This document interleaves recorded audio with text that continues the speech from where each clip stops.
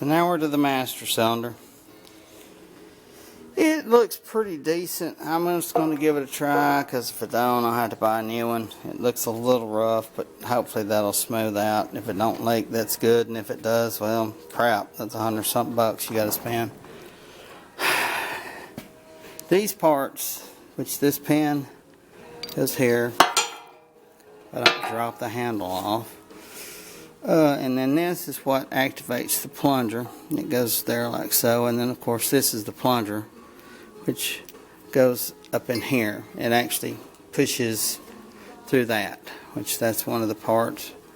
I'm not really worried about lubing that, but these are the O-rings that go into this. This is the old one, which it was leaking, so that's why I replaced it. So I'm just hoping everything works. Say a little prayer for it.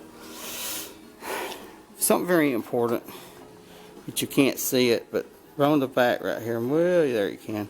It says 11/16.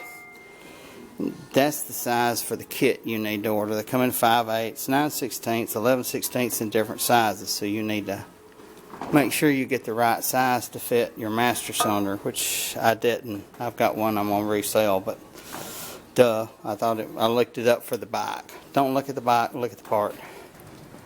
Now, very important, my freshly painted bike, I don't want to get brake fluid on it, so I've got all this covered, and anywhere it can drop, because the way I'm going to bleed it is with a syringe from here and go up. Which way does the air want to go? It wants to go up. Everybody's, well, do it this way. Well, I'm going to try it the other way. I've tried it this way before, and I think that's what damaged the system, trying to get all the bubbles and crap out of it. That, and the fact it had a bunch of gunk in the bottom of the calipers.